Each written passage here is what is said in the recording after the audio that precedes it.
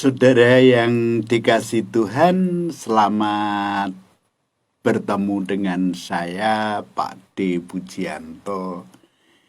Saya akan menemani saudara dalam saat ini dalam acara Semangat Saja, ya. Apa kabar dalam pertemuan ini? Saya harap siapapun yang bergabung dalam pertemuan ini senantiasa dalam keadaan sehat, dalam keadaan baik, dan senantiasa di dalam damai sejahtera dari Tuhan. Ya, itu menjadi doa yang senantiasa dipanjatkan siapapun yang bergabung bersekutu bersama saya, mendengarkan saya berbagi tentang keyakinan saya. Tuhan senantiasa melindungi, menjauhkan dari yang jahat, ya begitu ya. Tetapi apabila di antara saudara, teman-teman saya ada yang sakit, ya ada yang harus dirawat di rumah sakit, ada yang harus mengalami tes-tes ujian-ujian tertentu dari kesehatannya, ya perlu kesabaran. Karena ya itulah di dunia ini kadang-kadang tidak diharapkan terjadi di dalam kehidupan kita, ya. Bu Sri Astuti ya sudah datang. Nah, saudara, inilah yang terjadi pada saat kita hidup, ya. Kata teman saya, ya namanya orang berani hidup, ya berani menghadapi tantangan kehidupan. Kalau nggak berani, ya jangan hidup. Katanya itu terlalu kejam, ya. Ya, Bu Sutiah Wasono, selamat datang. Mbak Yanti, selamat datang, ya. Bu Sri Astuti, benar ya. Layar saya terlalu kecil, ya. Jadi begitu ya, selamat datang Bu Sri dari Semarang.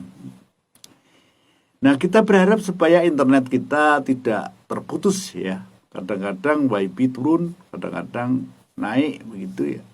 Kita nggak tahu juga sebabnya apa.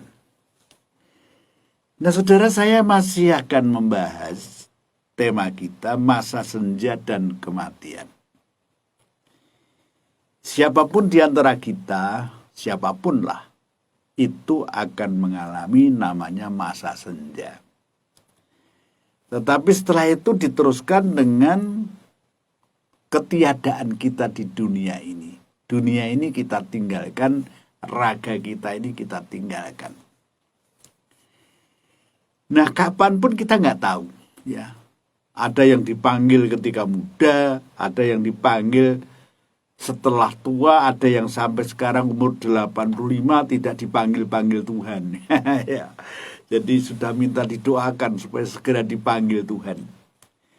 Nah, saya akan membacakannya, ya, membacakan landasannya yang akan kita bicarakan, yaitu di dalam pasal 49 ayat 28, ya. Sampai ayat 30, terus dilanjutkan lagi nanti sampai pasal 50. Saya akan pilih, ya. Saya akan membacakannya untuk teman-teman sekalian. Pasal 49 Kejadian mulai ayat 28. Itulah semuanya suku Israel, 12 jumlahnya, dan itulah yang di antara mereka ketika ia memberkati mereka, tiap-tiap orang diberkatinya dengan berkat yang diuntukkan kepada mereka masing-masing. Kemudian berpasalah Yakub kepada mereka, apabila aku nanti dikumpulkan kepada kaum leluhurku, kuburkanlah aku di sisi nenek moyangku dalam gua yang di ladang Efron, orang Het itu, dalam gua yang di ladang Makpela di sebelah timur Mamre di tanah Kanaan, ladangnya yang telah dibeli Abraham dari Efron, orang Het itu, untuk menjadi kuburan milik Bu Handayani dan Putri Susmiati. Ini ada anak saya Bagas Lokanop Teja, ya, sudah menikah, dia dulu masih sekolah minggu saya ini. Sekarang ayat 33. Setelah Yakub selesai berpesan kepada anak-anaknya, ditariknya lah kakinya ke atas tempat berbaring dan meninggallah ia. Maka ia dikumpulkan kepada kaum leluhurnya. Sekarang pasal 50 ayat 15 ya. Ketika saudara-saudara Yusuf melihat bahwa ayah mereka telah mati, berkatalah mereka, boleh jadi Yusuf akan mendendam kita dan membalaskan sepenuhnya kepada kita segala kejahatan yang telah kita lakukan kepadanya. Sebab itu mereka menyuruh menyampaikan pesan ini kepada Yusuf. Sebelum ayahmu mati ia telah berpesan, beginilah harus kamu katakan kepada Yusuf, ampunilah kiranya kesalahan saudara-saudaramu dan dosa mereka. Sebab mereka telah berbuat jahat kepadamu, maka sekarang ampunilah kiranya kesalahan dibuat hamba-hambamu Allah ayahmu. Lalu menangislah Yusuf ketika orang berkata demikian kepadanya. Juga saudara-saudaranya datang sendiri dan sujud di depannya serta berkata, kami datang untuk menjadi budakmu. Tetapi Yusuf berkata kepada mereka, janganlah takut sebab aku inikah pengganti Allah. Memang kamu telah mereka-rekakan yang jahat terhadap aku, tetapi Allah telah mereka-rekakannya untuk kebaikan dengan maksud melakukan seperti yang terjadi sekarang ini, yakni memelihara hidup suatu bangsa yang besar. Jadi janganlah takut. Aku akan menanggung makanmu dan makan anak-anakmu juga. Demikianlah ia menghiburkan mereka dan menenangkan hati mereka dengan perkataannya. Ayat 24 sampai 26. Berkatalah Yusuf kepada saudara-saudaranya, tidak lama lagi aku akan mati. Tentu Allah akan memperhatikan kamu dan membawa kamu keluar dari negeri ini ke negeri yang telah dijanjikannya dengan sumpah kepada Abraham, Ishak, dan Yakub. Lalu Yusuf menyuruh anak-anak Israel bersumpah, katanya, tentu Allah akan memperhatikan kamu. Pada waktu itu kamu harus membawa tulang-tulangku dari sini. Kemudian matilah Yusuf berumur 110 tahun, mayatnya dirempah-rempahi dan ditaruh dalam peti mati di Mesir. Demikian landasan apa yang akan saya bagikan. Memang kita beberapa pertemuan itu membahas belajar dari Yusuf ya. Ya, mari kita berdoa bersama-sama, dan ini ada titipan doa dari Bu Erna ya, namanya begitu pendengar saya. Beliau dulu sudah dinyatakan sembuh kankernya ya. Tetapi karena pandemi dia tidak pernah kontrol ke rumah sakit Surabaya. Dan sekarang timbul benjolan lagi di tempat yang sejajar dengan yang lama. Dan itu sudah ketika ke Surabaya kemarin dikatakan dokter sudah menyebar sampai di paru-paru ya. Ya saya sedih sekali karena ini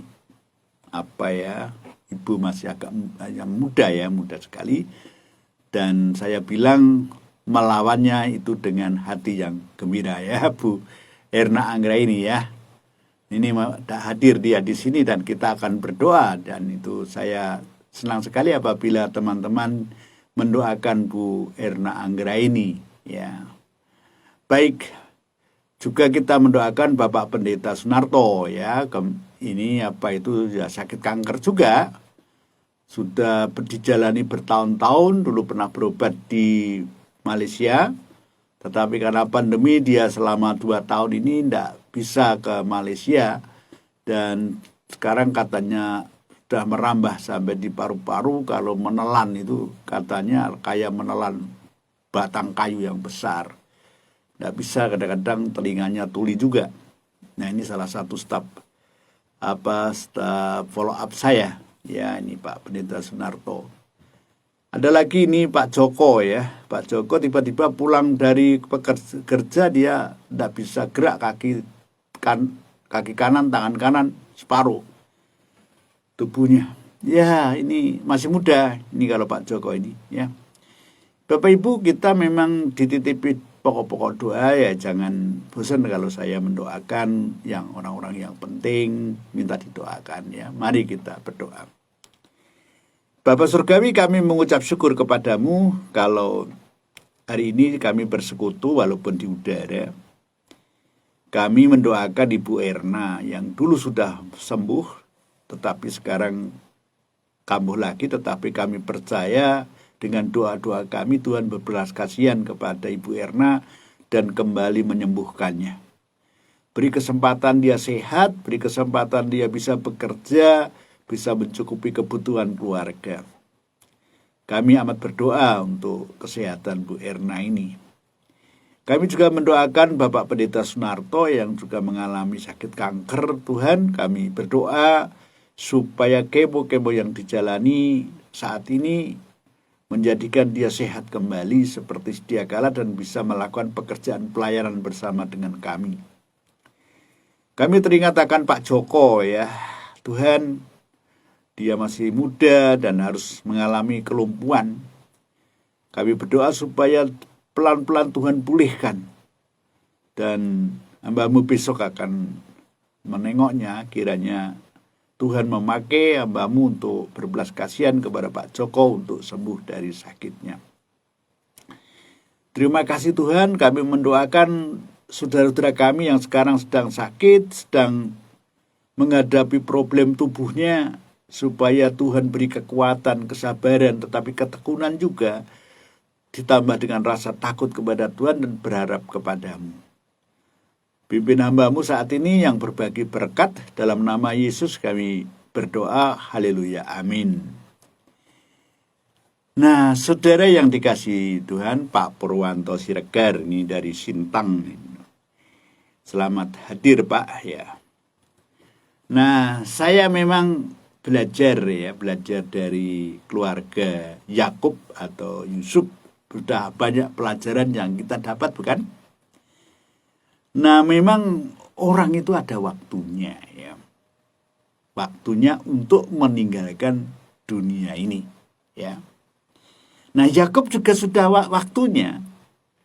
Saya ini berkali-kali ya, pengalaman saya, orang yang mau meninggal itu rasanya tahu bahwa dia sudah tidak lama di dunia ini. Karena kebanyakan anggota jemaat saya yang saya pimpin, kalau mau meninggal pasti memanggil saya. Dan mesti berkata, Pak, saya tidak lama lagi, saya akan meninggal. Saya akan pergi, akan pulang. Bapak jangan jauh-jauh perginya ya, nanti supaya bisa menunggu saya. Ya, kebanyakan yang meninggal itu memberitahu saya. Nah, saya tidak tahu ya, saya belum pernah mau meninggal. Jadi saya tidak tahu bahwa setiap orang meninggal itu, mau meninggal itu kerasa. Kerasa atau Tuhan berbicara, saya nggak tahu, mesti begitu. Misalnya ada satu bapak yang sudah tua dirawat di rumah sakit, ketika saya datang menengoknya, bapak itu bilang, Pak Puji, saya minta pulang. Loh, kenapa kan masih harus dirawat di sini? Enggak, saya harus pulang. Jadi saya lebih senang kalau saya pulang-pulang itu ada di rumah. Saya berpikir, Bapak tahu bahwa Bapak mau pulang. Pulang ke hadirat Tuhan maksud saya. Iya Pak, saya tidak lama di sini. Udah lama, paling banter nanti hari Kamis saya sudah nggak ada. Ini waktu itu hari Selasa. Saya mendoakannya dan dia bilang, Bapak saya keluarkan dari rumah sakit, saya mau pulang. Akhirnya memang dibawa pulang.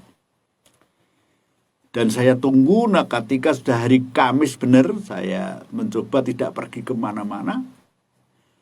Ternyata ada, ketika saya di antara tidur dan tidak, saya di depan ruang tamu begitu, saya baca-baca itu, jam 7 malam, itu dia ada, bapak itu selimutan datang ke rumah, buka pintu. Bapak, segera ke rumah ya Pak. Saya terbangun, loh kok Bapak ini ke rumah? Berarti sudah sehat dong. Saya coba kejar keluar, nggak ada. Tidak lama anaknya yang sulung datang. Pak, Bapak nunggu Bapak. Nah maksudnya bapaknya itu nunggu saya. Oh, saya langsung ganti pakaian dan saya berangkat. Saudara, berkali-kali anggota jemaat saya kalau mau meninggal itu seperti itu. Nah, Yakub waktunya ketika ia mau meninggal memanggil anak-anaknya. Dan sebelum meninggal menjadikan 12 suku Israel. Anaknya Yusuf diangkat menjadi punya hak yang sama dengan yang lain. Ketika Yusuf meninggal, rasanya hanya ditunggui Yusuf dan kedua anaknya. Itu saya melihatnya gitu. Nah, saudara, yang lalu saya cerita bahwa saya pernah menunggu orang meninggal, ya tadi sudah ceritakan. Bahwa memang apa ya, kalau kita mau meninggal itu tahu. Pak Helia Sunarto, selamat datang Pak Teguh Supriyanto, ya, tahu kapan, ya. Maka dari itu, saudara, itulah saya katakan bahwa setiap kita, saya dan saudara dan Bapak Ibu itu nanti pada waktu mau dipanggil dalam keadaan normal pasti tahu. Ada firasat. Ya begitu ya. Ada semacam bisikan, kita tahu kapan mau meninggal. Saudara, tetapi yang menyedihkan, ada yang meninggal tidak ditunggu siapapun. Tidak ditunggu anggota keluarganya, tidak ditunggu istri atau suaminya, Pak Roni Hale, selamat datang. Bu Lasmiati. Ada anggota saya yang mau meninggal tetapi di rumah sakit. Sore saya datang mendoakan. Dan dia bilang, saya pesan anak-anak saya supaya segera datang. Loh, kenapa Bu? Saya mau pulang. Loh, malam-malam kok pulang? Iya Pak, saya sudah kepingin pulang, biar anak-anak saya menjemput. Saya memang pulang. Saya kasih tahu anak-anaknya, wah ibu itu ya aneh, malam-malam pulang ya, adminnya gimana nanti di rumah sakit. Tetapi rupanya malam itu ibu ini dipanggil oleh Tuhan. Nah saudara, ada yang meninggal ditunggui anak-anaknya, keluarganya. Ada yang meninggal sendirian. Ada yang meninggal tapi jauh dari rumah karena dia sedang merantau. Dan paling enggak saya 2 kali menjemput jenazah. Dari Tegal 1, dari Jakarta 1. Menjemput jenazah, bawa pulang. Saudara, berkali-kali kalau kita melihat orang mati, saudara kita yang meninggal, seolah-olah Tuhan berbicara bahwa saya nanti juga akan meninggal. Ada yang berdoa, teman saya berdoa supaya ketika meninggal, ada ditunggui anak cucunya, ditunggui istrinya, ditunggui orang-orang yang dekat. Apakah meninggal itu menakutkan? Saudara, berkali-kali saya menunggu orang yang meninggal yang takut akan Tuhan tentunya, yang dekat dengan Tuhan. Tidak. Mereka begitu senangnya. Dia ada yang cerita begini, Bapak, saya tahu yang akan saya tempati itu sangat indah sekali. Gambarannya sangat indah sekali dan saya melihat betapa rumah yang akan saya tempati itu luar biasa. Bapak melihat, saya sudah melihat. Oleh karena itu nggak usah ditangisi saya akan pulang. Saudara, itu yang saya lihat. Terus satu lagi yang saya berkesan, kematian yang kedua dari jemaat saya. Jadi jemaat saya satu meninggal, satu lagi meninggal lagi, ya sudah tua. Dirupung tetangga, banyak tetangganya di situ. Mau melihat orang Kristen itu kalau mati kayak apa. Dia bilang, Pak Puji, saya dibimbing. Saya kok melihat segala sesuatu gelap sekali, katanya gitu. Oh, Bapak keliru. Keliru gimana? Bapak jangan melihat pakai mata mata jasmani, lihat di mata batin, sebut nama Tuhan Yesus. Oh begitu. Tolong doakan. Bapak berdoa sendiri, saya ikuti, saya aminkan. Tuhan Yesus, saya kepingin pulang Tuhan, kepingin pulang. Langsung dia katakan, oh iya, saya sudah jemput Pak Puji. Waduh, indah sekali Pak Puji, senang sekali. Terus pesan sama anak-anaknya. Kalau kalian kepingin ketemu saya, melihat rumah saya yang indah di balik ini, kamu harus percaya Tuhan Yesus, katanya. Kalau tidak percaya, kalian tidak ketemu saya. Pak Puji, saya minta pamit ya Pak. Minta pamit, sini sudah dijemput saya. Saudara, langsung seperti orang tidur. Bapak Ibu, itu yang pengalaman-pengalaman saya ya, menunggu. Ada yang saya sudah koma, saya bisiki. Ibu masih ingat ya apa yang saya ajarkan. Ingat ya baik-baik ya Bu ya. Ingat Tuhan Yesus. Nah ketika saya katakan begitu, dia senyum ya. Di tengah koma itu senyum.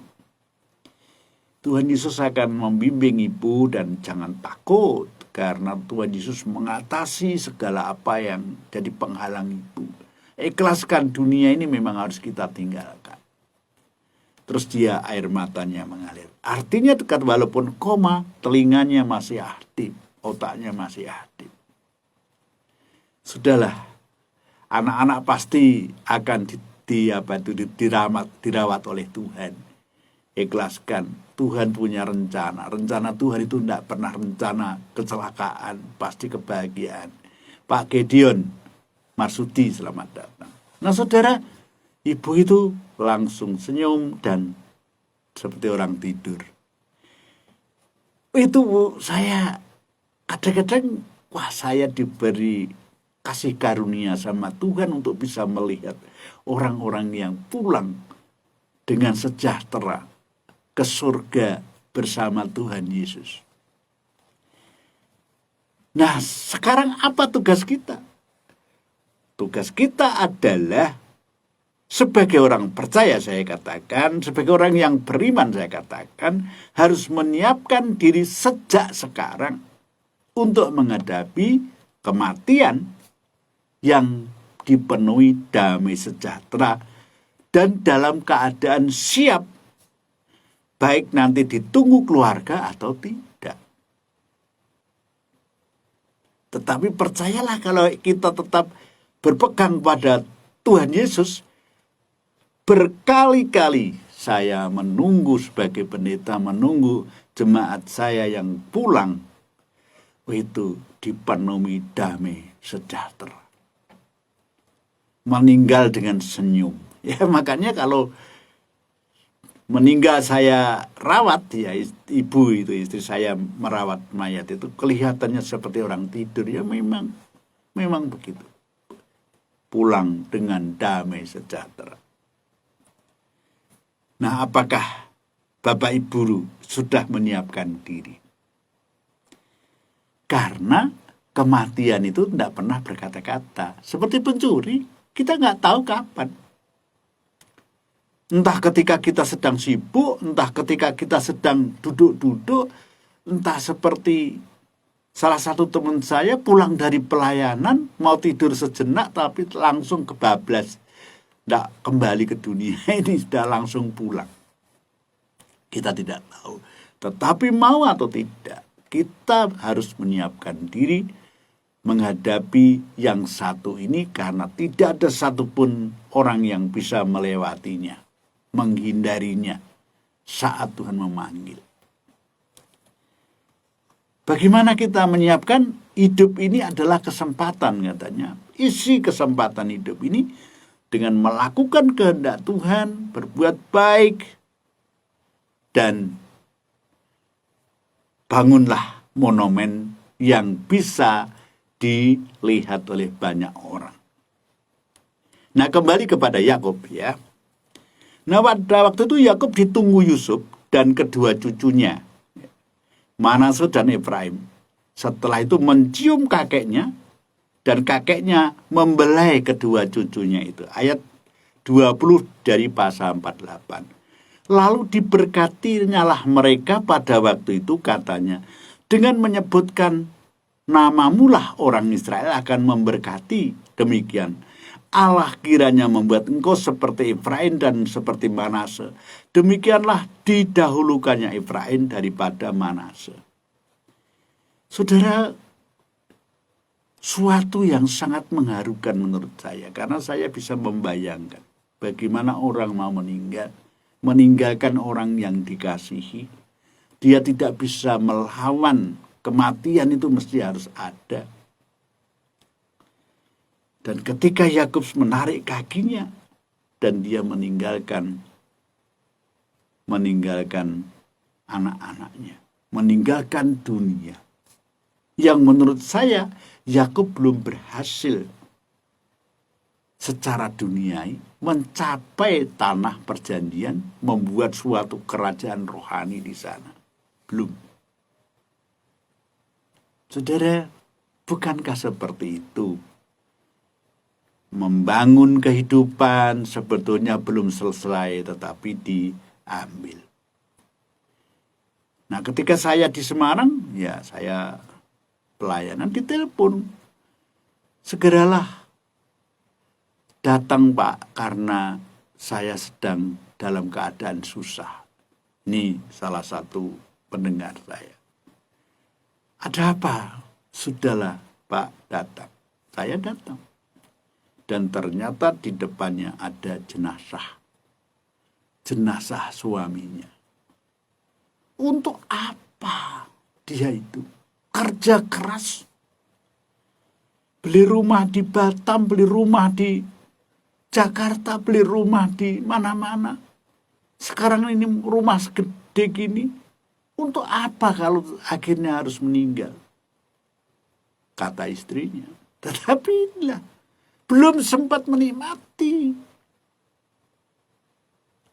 Tetapi sudah waktunya harus kembali. Setiap kita datang kepada orang yang sedang meninggal, diingatkan dunia ini tidak bisa dibawa. Dan saya benar-benar haru. Sampai saya tidak bisa ngomong. Ya, untuk siapa? Kerja keras siang pakai malam, malam pakai siang, kepala pakai kaki, kaki pakai kepala. Kayaknya nggak ada waktu lagi untuk berkomunikasi dengan sesama, dengan keluarga. Waktunya habis untuk kerja, tiba-tiba terus nggak ada. Belum sempat menikmati apa-apa. Saudara, sekali lagi, peristiwa seperti ini yang saya sebutkan ini peristiwa yang luar biasa, saudara. Mati bagi orang percaya yang saya lihat, orangnya beriman kepada Yesus Kristus, itu sepertinya yang meninggalkan raga yang mulai rusak. Dan setelah itu, setelah ditinggalkan raga ini, dikumpulkan dengan orang percaya lainnya, dan seperti janji Kristus, menjadi satu dengan Kristus di tempat yang sejuk, ya, terang tapi tidak panas, tidak ada tetesan air mata. Isinya hanya bahagia saja. Suasana seperti ini nggak ada di dunia ini. Luar biasa, saudara. Dan ingat baik-baik, kalau sudah meninggal kita, kalau sudah meninggal, maka yang baik dan yang tidak baik akan diingat orang yang masih hidup. Yang tidak baik ya diingat, yang baik ya diingat. Waktu Abraham Lincoln masih hidup, riwayatnya itu ditulis sampai 4 buku. Ditulis oleh namanya Sandberg. Satu buku terakhir adalah ketika Abraham Lincoln meninggal dunia. Salah satu catatan di dalam tulisan itu dikatakan lebih mudah mengukur pohon yang telah ambruk daripada pohon yang masih berdiri dan hidup. Pak Sunawar, selamat datang. Jadi kita nanti itu kalau saudara dan saya sudah meninggal, itu akan kelihatan yang buruk dan yang baik, kesan orang terhadap kita. Jadi ingat, ketika kita masih hidup, orang masih hidup, maka sulit menerjemahkan apa yang sedang dilakukan. Tetapi kalau sudah meninggal, maka riwayat hidup itu bisa diringkas. Sayangnya, setelah lama orang meninggal baru kelihatan manfaatnya ketika dia hidup. Benar nggak ini? Banyak orang terkesan oleh kita karena apa yang kita lakukan. Kalau baik, wah, tidak seperti Bapak Noyo itu ya. Hidupnya dipakai untuk setia kepada Tuhan. Pagi-pagi sudah doa di gereja. Siang bekerja dan tidak lupa berbagi dengan yang lain. Hidupnya seolah-olah bukan untuk diri sendiri. Ini monumen yang dibuat. Dan setiap kita punya monumen. Misalnya saya sekarang, ketika saya ditinggal sahabat saya, 2 tahun yang lalu dipanggil Tuhan. Saya ingat, saya jadi percaya diri seperti sekarang ini karena banyak ditolong dia. Dia mengapresiasi saya ketika saya berhasil melakukan sesuatu. Ketika saya juga bisa sekarang banyak menulis, entah yang membaca siapapun, renungan-renungan saya, cerita-cerita saya, kesaksian orang saya tulis, banyak yang memberkati dibaca. Itu salah satu teman saya yang jadi dosen di sebuah perguruan tinggi di Salatiga itu mengatakan, Mas Puji itu bisa nulis. Itu, cobalah tulislah. Pasti banyak yang membaca. Terus saya mencoba nulis kok jelek, males lagi. Terus majalah Tampil, pada waktu itu ada majalah Tampil, itu meminta saya menulis cerpen untuk mengisi di majalahnya atau kesaksian-kesaksian. Saya tulis, loh kok dimuat? Saya tulis dimuat lagi. Saudara, karena ada motivasi dorongan dari orang lain. Saya tidak lihat kalau saya itu bisa menulis, saya tidak lihat. Tapi orang lain melihatnya. Nah saudara, setelah kembali kepada Yakub ya, setelah Yusuf kehilangan bapaknya, bagaimanapun pula orang namanya kehilangan pasti susah. Bapaknya yang sudah menjadi mayat diciumi oleh Yusuf. Dan kesedihannya kesedihan itu digambarkan oleh orang Mesir, menangisi sampai 70 hari. Bayangkan. Setelah itu dikubur di Mapela, tempat kubur Abraham, Sarah, Ishak, dan Lea. Tidak mau dikubur di Mesir.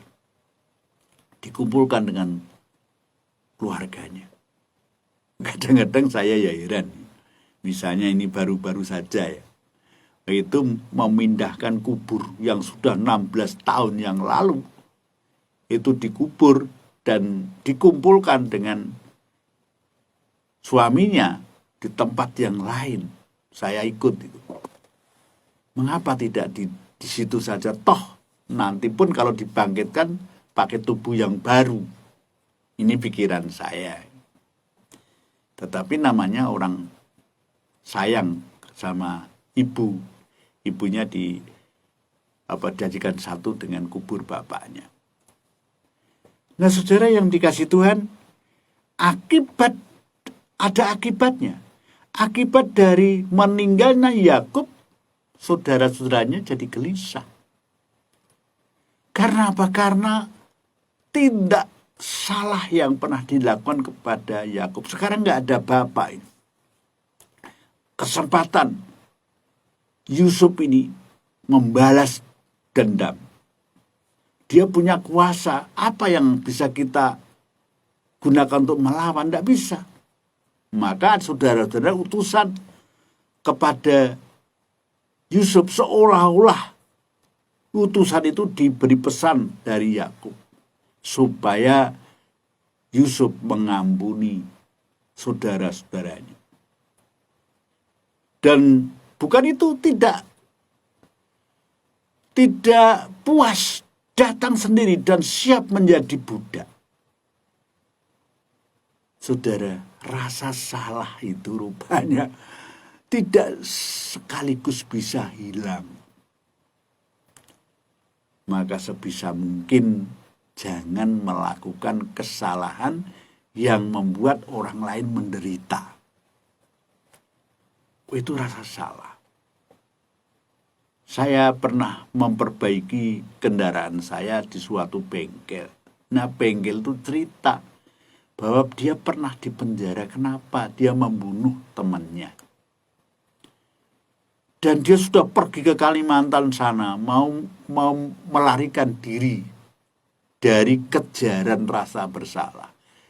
Tetapi di Kalimantan sana perasaannya senantiasa didatangi oleh arwah yang dibunuh ini. Kembali lagi, nah sekarang susah, saya mau bekerja nggak tenang, Pak. Saya memang udah di penjara 10 tahun. Tetapi saya ini rasanya nggak berhenti-berhenti. Diganggu oleh perasaan, rasanya didatangi, tidur nggak pernah nyenyak. Saudara, itu kesalahan yang senantiasa mengejar. Dan ini saudara-saudara Yusuf ya seperti ini. Rasa dikejar-kejar kesalahan. Padahal Yusuf sudah mengampuni. Makanya Yusuf menangis. Kamu ini kok gak percaya aku sih kalau aku mengampuni kalian. Kalian nanti aku yang memberi makan seanak-anakmu. Bayangkan itu. Nah saudara, seringkali kalau saudara kita meninggal, ada rasa salah juga. Mestinya tidak dibawa ke rumah sakit ini. Mestinya ya jangan begitulah. Mestinya ya sayang kalau dia tidak memakai obat ini. Coba minum ini, nanti pasti nggak mati. Dan kadang-kadang berani menyalahkan orang lain atas kematian saudara. Bukankah seperti itu? Ketika ada orang cerita tentang saya, tentang anaknya yang masih umur 2 tahun meninggal di rumah sakit dan menyalahkan ini, saya bilang, Tuhan itu punya cara mengambil nyawa seseorang. Kalau namanya sudah waktunya, apapun yang kita lakukan tetap akan meninggal, kata saya. Jangan menyalahkan orang. Ya memang seperti itu umur dan jalannya. Kalau Tuhan tidak mengizinkan orang mati, walaupun sudah kecebur jurang sekalipun misalnya, ya tetap selamat hidup. Hidup mati itu di tangan Tuhan, bukan di tangan manusia. Jangan membuat permusuhan ketika saudara kita atau keluarga kita meninggal dengan menyalahkan orang lain. Jangan. Menyalahkan yang merawat, menyalahkan yang lain. Jangan. Ya memang sudah dikehendaki. Kalau tidak dikehendaki Tuhan itu, apapun yang digunakan itu bisa menyelamatkannya. Saudara, ini kira-kira begitu ya. Nah, sekali lagi, rasa salah itu tidak bisa hilang.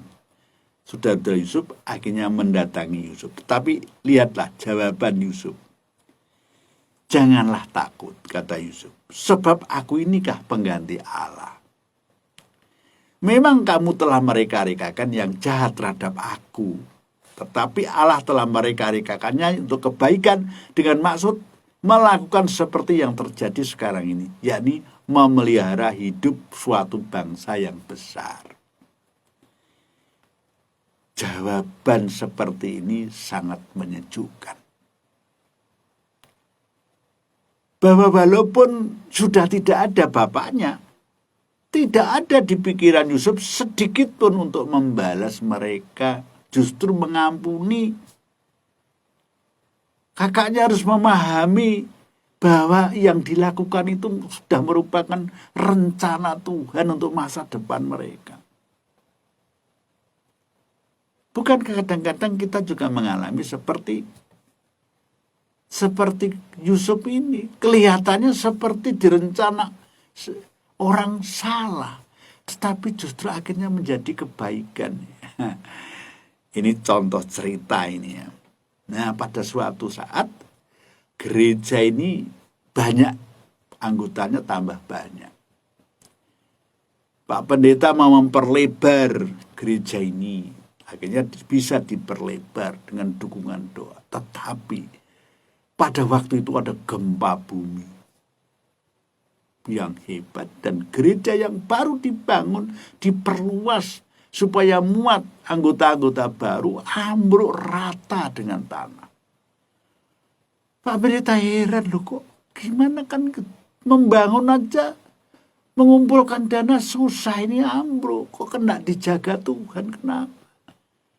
Jemaatnya dibilang, ayo kita ibadah tapi di reruntuhan saja ini, biar nggak apa-apa lah. Ayo, jemaatnya nurut, jemaat penurut tuh enak.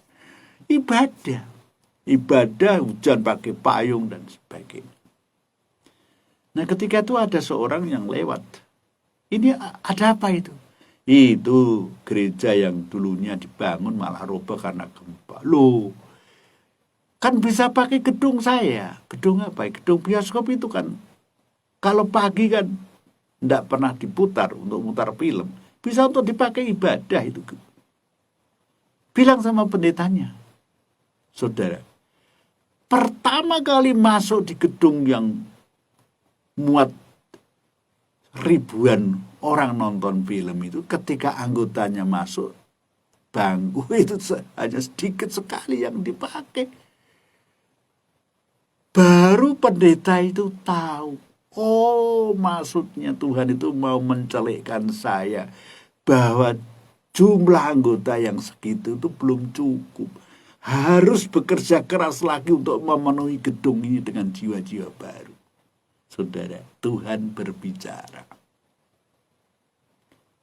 Kadang-kadang kita kan merasa nyaman, merasa aman. Wah ya sudah segini aja. Akhirnya mengendorkan kita memberitakan kabar baik kepada sesama kita. Perlu diberi peringatan, perlu diberi kesadaran oleh Tuhan dengan cara Tuhan. Saudara, inilah kalau kita dekat dengan Tuhan. Yusuf, kembali lagi Yusuf tidak menggunakan kesempatan untuk membalas. Justru malah melakukan kebaikan dengan saudara-saudaranya. Jangan kalah dengan kejahatan, kalahkan kejahatan itu dengan kebaikan. Itu kan firman Tuhan seperti itu. Inilah kata-kata Yusuf. Ayat 24 pasal 50. Tidak lama lagi aku akan mati, Yusuf katakan. Tentu Allah akan memperhatikan kamu dan membawa kamu keluar dari negeri ini ke negeri yang telah dijanjikan dengan sumpah kepada Abraham, Ishak, dan Yakub. Kita belajar dari Yusuf, tetapi juga kita mendapat informasi kematiannya. Jadi sebaik apapun, tetap waktunya akan tiba, harus meninggalkan dunia ini. Jadi saya mau mengakhiri, ada dua hal yang bisa kita pelajari dari apa yang kita bahas selama ini. Yang pertama, saya bacakan saja. Pemberian yang paling besar yang bisa kita berikan kepada umat manusia adalah untuk bertambah tua tanpa ikatan kepahitan. Saya akan mengulanginya dengan ungkapan lain. Untuk menjadi tua dan bebas dari kepahitan merupakan hadiah terbesar yang bisa kita berikan kepada umat manusia. Saudara, kalau kita itu tiap kali mendengar saudara kita mengeluh tentang kepahitan hidup, kegetiran hidup, lama-lama kita terpengaruh dan akhirnya kita juga lemah. Coba, tiap hari kita dengar orang mengeluh, orang menggerutu, orang menyalahkan orang keadaan, menyalahkan orang lain. Tidak puas dengan itu, dengan ini. Kita lama-lama jadi mendengarnya jadi lemah juga. Tetapi kalau kita berkata kepada orang lain dengan nada yang positif, dengan nada yang senantiasa melihat setiap cobaan itu dengan kepositifan, saya masih bersyukur walaupun mendapat cobaan seperti ini, tetap saya masih diberi kekuatan. Saudara, beda. Karena kata-kata orang percaya itu harus menghibur, harus menguatkan, harus membangun. Apapun yang terjadi pada kita, mestinya kita harus mengucap syukur. Mengucap syukurlah dalam segala hal. Apa saja yang kau temui. Itu kata firman Tuhan. Yang kedua, menghadapi kematian dalam keadaan hubungan yang baik dengan Allah dan dengan sesama adalah cara yang terindah bagi kita memasuki kekekalan. Senyum meninggalkan dunia ini. Jadi bangunlah hubungan baik dengan Tuhan. Bangunlah hubungan baik dengan sesama. Kalau saudara dan saya membangun persahabatan dengan sesama, itu sama dengan kita mendirikan pohon, menanam pohon yang rindang untuk kita berteduh di dalamnya. Di mana-mana kalau kita punya sahabat, itu menenteramkan hati. Lakukan itu sebagai orang percaya. Orang percaya itu hanya diminta membangun persahabatan, membangun pertemanan. Tidak boleh ada musuh. Bahkan musuh pun harus kita doakan berkat. Itu keistimewaan kita sebagai orang percaya. Nah, kiranya apa yang saya sampaikan menjadi berkat. Mari kita berdoa. Bapa Surgawi, terima kasih hamba-Mu telah menyampaikan kebenaran. Kiranya apa yang hamba-Mu sampaikan memberkati teman-teman yang hadir saat ini. Dalam nama Yesus kami berdoa. Haleluya. Amin. Saudara bisa mengirimkan pokok-pokok doa melalui WA saya atau Messenger di Facebook ini bisa ya. Dan yang kedua, kalau saudara ingin melihat di YouTube boleh juga ya. Jadi ada di YouTube ada www.pidmedia.net ya. Itu bisa melihat di situ banyak program-program di situ www.pidmedia.net. Atau saudara bisa ngeklik nama Pujianto, pagar Pujianto, itu saudara klik pagarnya. Nanti kalau sudah ada gambar pagar nanti melihat apa yang saya sampaikan ya. Ada yang berseri, ada yang tidak ya. Nah, saudara, kita ketemu lagi nanti malam Minggu ya. Saya bisa ada pelayanan, kiranya apa itu Tuhan memberkati, doakan supaya pelayanan saya, kedatangan saya menjadi berkat bagi orang yang saya datangi. Tuhan memberkati, sampai ketemu di lain kesempatan.